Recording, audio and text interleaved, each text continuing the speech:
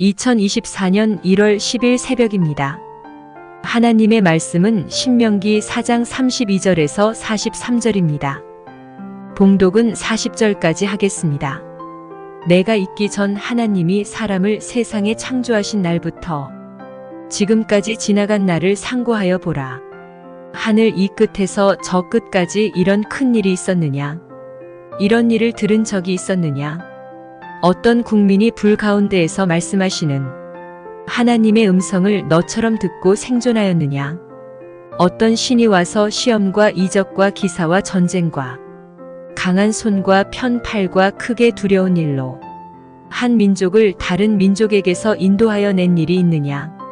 이는 다 너희의 하나님 여호와께서 애굽에서 너희를 위하여 너희의 목전에서 행하신 일이라. 이것을 내게 나타내심은 여호와는 하나님이시요 그 외에는 다른 신이 없음을 내게 알게 하려 하심이니라.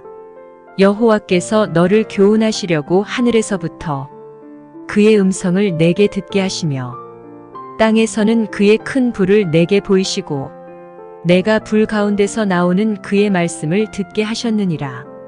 여호와께서 내 조상들을 사랑하신 고로 그 후손인 너를 택하시고 큰 권능으로 친히 인도하여 애굽에서 나오게 하시며 너보다 강대한 여러 민족을 내 앞에서 쫓아내고 너를 그들의 땅으로 인도하여 들여서 그것을 내게 기업으로 주려 하심이 오늘과 같으니라.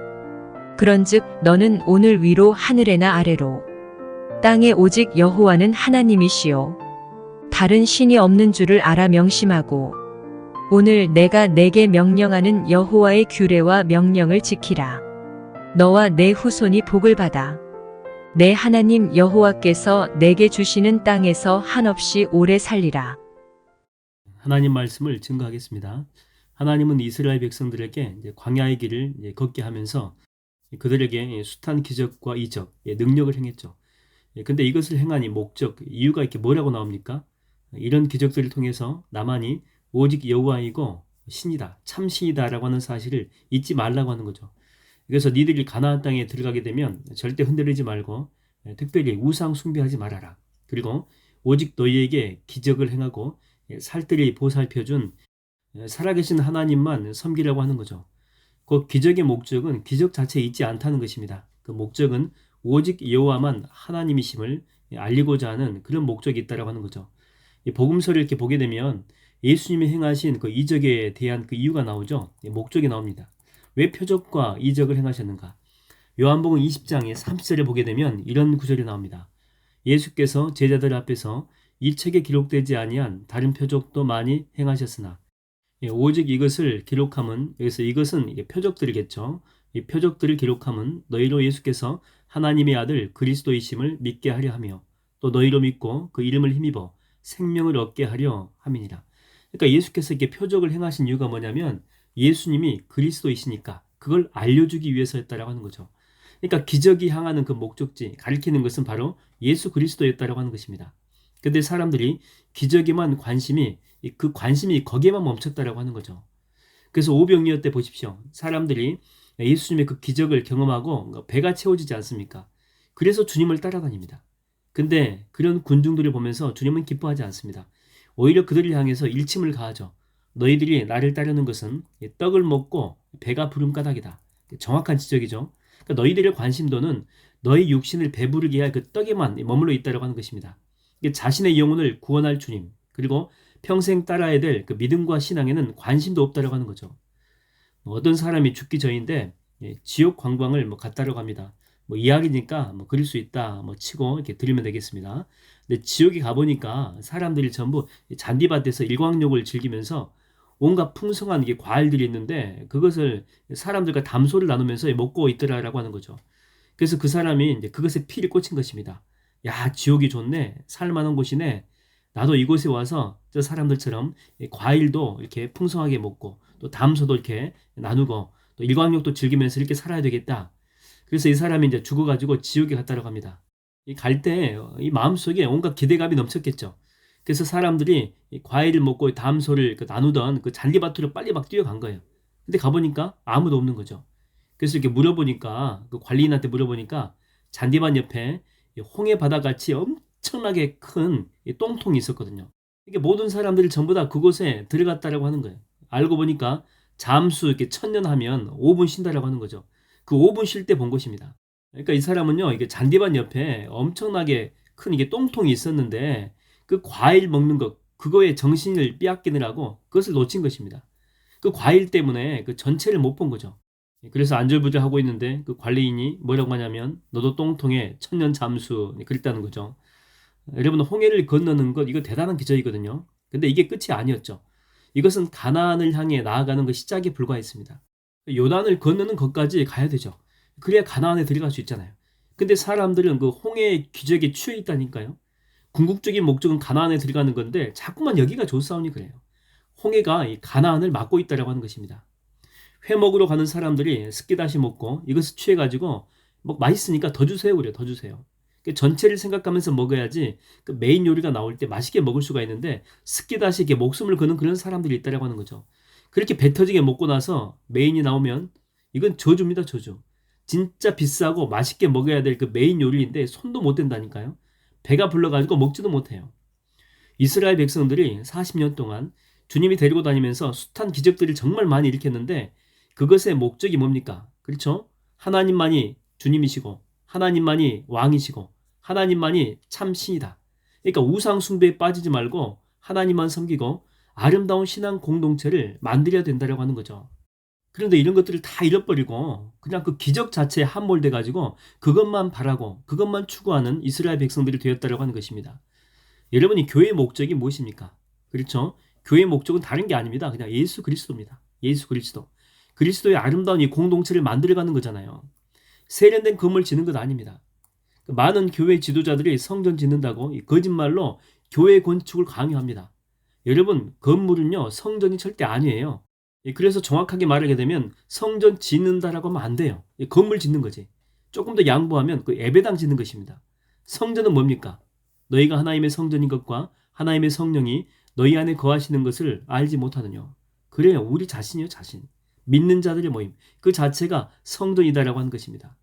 한국 교회가 타락한 증거 가운데 하나가 뭐냐면 너도 나도 건물 짓기 경쟁에 빠진 거죠. 뭐 나름대로는 성전 짓기라고 했죠. 근데 미국 교회 보십시오. 그 큰 건물들이 전부 다 텅 비어 있거든요. 막 술집에 넘어가기도 합니다. 여러분 하나님은 건물 짓는 거 그렇게 기뻐하지 않으십니다. 정말 건물 자체를 사랑하셨다면 그리고 건물을 성전으로 보셨다면 솔로몬 성전이 왜 무너졌겠습니까? 헤롯 성전이 돌 위에 돌 하나 남지 않고 왜 무너졌겠어요? 참된 성전은요 건물이 아니기 때문에 그렇습니다. 예수님한테 집중해야 될 교회들이 건축에 집중하는 교회가 된 것입니다. 그래서 뭐 교회는 잘 지었는지 모르겠습니다. 그런데 그 안에 예수가 없다니까요. 교회는 세련되고 그래서 이 세련된 사람들이 올지 모르겠어요. 교양 있는 사람, 배운 사람. 뭐 나 정도 되니까 뭐 이 정도 교회는 가야 되겠지. 그러면서 뭐 사회 저명인들이 그래요. 큰 교회, 아름답고 멋지게 지어진 뭐 수백억짜리 그런 교회 올 수 있어요.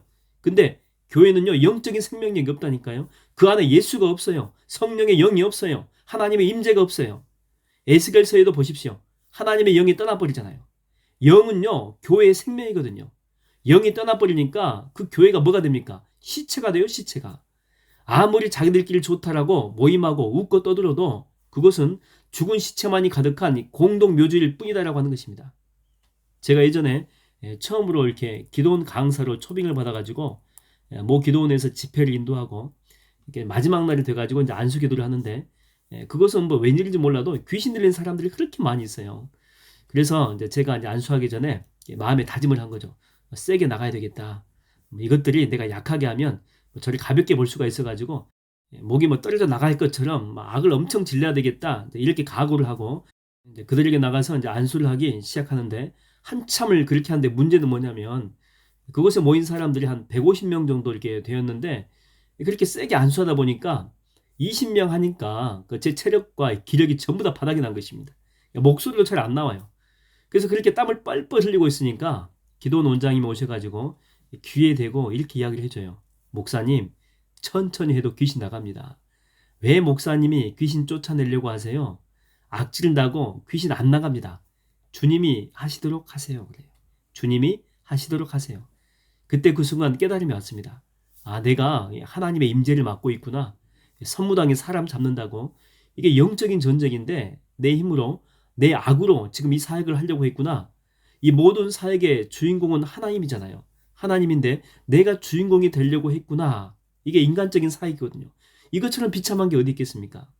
그래서 남은 사람들한테 이렇게 안수를 하는데 그 전에 이렇게 기도했습니다.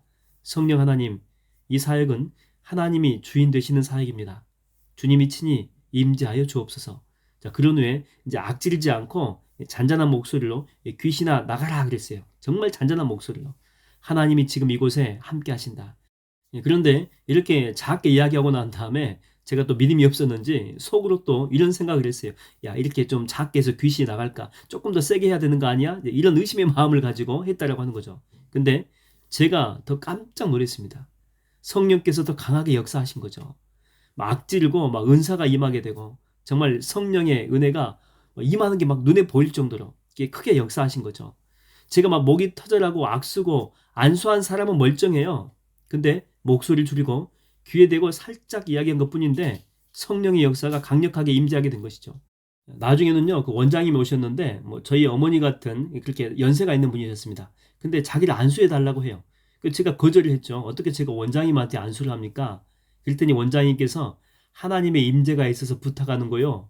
목사님의 능력을 받기 위해서가 아니라 목사님을 통해서 역사하시는 성령의 임재를 경험하려고 하는 거니까 그냥 해 주셔. 그렇게 이야기하는 거예요. 그래서 제가 이렇게 원장님께 정말 두렵고 떨리는 마음으로 이렇게 안수기도 했습니다. 성령님 오시옵소서. 이렇게 말도 겸손하게 했겠죠. 근데 정말 작은 목소리로 겸손하게 했는데 갑자기 이 원장님한테 막 진동이 오기 시작하고 막 새 방언이 막 터지고 제가 막 놀랐다니까요. 여러분, 목소리 크다고 성령이 더 크게 임하는 건 아닙니다. 교회가 크다고 또 건물이 화려하다고 또 숫자가 많이 모인다고 뭐 시스템이 방송국 저리가를 할 정도로 몇 억을 들여가지고 했다라고 해서 그곳에 성령이 임하는 거 절대 아니에요. 언제 성령님이 임하십니까? 언제 우리 가운데 역사하십니까? 그렇죠? 하나님이 주인 되실 때, 하나님이 성령 하나님이 주관자가 되실 때예요. 그곳에 성령 충만한 현장이 될 수 있다고 하는 것입니다. 초대교회 경험했던 그 성령의 강력한 임재의 경험, 그건 다른 게 아니었어요. 성령님이 그곳에 주관자가 되실 때예요. 성령이 주권을 가지고 당신이 사역할 때 그런 엄청난 역사와 기적과 이적과 능력이 임했다라고 하는 것입니다. 여러분, 우리는 기적을 쫓는 사람들이 아니에요. 착각하지 마세요. 우리는 누구를 쫓는 사람들이에요. 그렇죠? 예수님. 주님을 쫓는 사람들이에요. 예수를 따르는 사람들이에요. 주님의 성령 지금 이곳에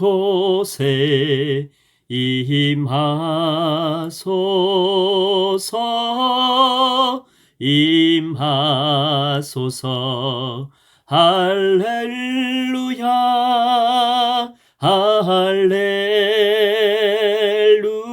할렐루야 할렐루야 할렐루야. 저는 여러분의 삶에 오직 예수만 주인 되시고 오직 예수만 나의 하나님이 되셔서 여러분의 삶에 기적의 날들만 가득하게 되기를 주의 이름으로 축원드립니다. 기도하겠습니다.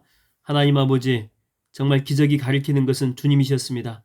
주님이 내 삶의 주인 되시고 내 삶의 인도자가 되시고 주관자가 되어야 되는데 저는 그저 주님을 내 삶 가운데 기적을 행해서 나를 도와주시는 그런 분으로만 내가 착각하며 살았습니다. 그러다 보니 내 삶 속에 진정한 주님이 없었고 예수가 없었고 성령의 영이 없었습니다. 하나님 아버지, 다시 나를 회복시켜 주시옵소서. 영이 떠나가면 시체가 되는 건데 이제는 시체 같은 삶을 살고 싶지 않습니다. 성령의 영, 생명의 영, 은혜의 영, 이 모든 것들을 누리며 살길 원하오니 성령이여 다시 내 속에 임재하여 주시옵시고 하나님의 영광으로 충만하게 역사하여 주시옵소서. 예수님의 이름으로 기도하옵나이다. 아멘.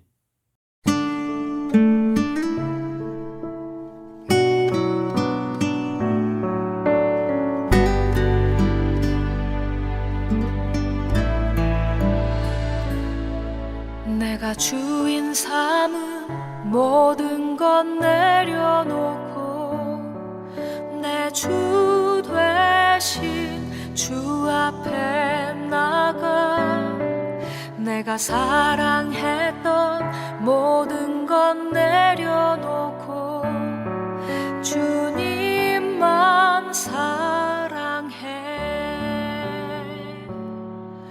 내가 주인 삼은 모든 건 내려놓고 내 주 되신 주 앞에 나가 내가 사랑했던 모든 건 내려놓고 주님만 사랑해. 주 사랑 거친 풍랑에도 깊은 바다처럼 나를 잠잠케 해. 주 사랑 내 영혼의 반석 그 사랑 위에 서리.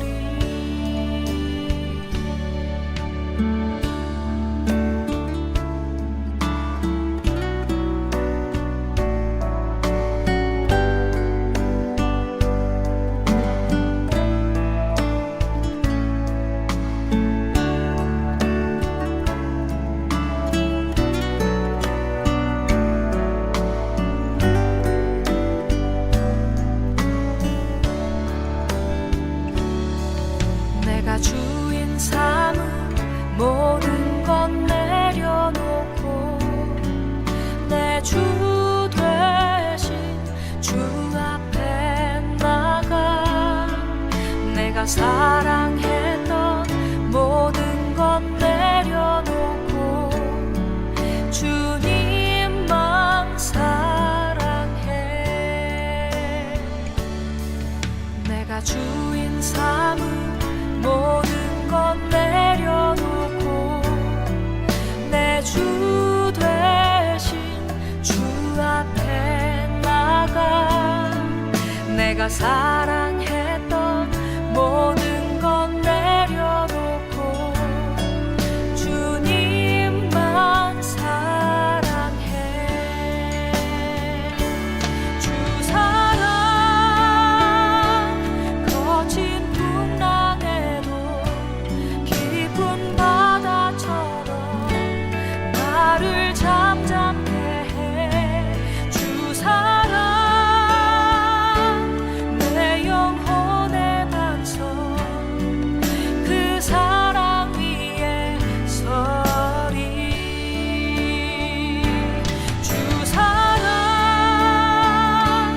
거친 풍랑에도 깊은 바다처럼 나를 잠잠케 해. 주 사랑 내 영혼의 반석 그 사랑 위에 서리. 그 사랑 위에 서리. 그 사랑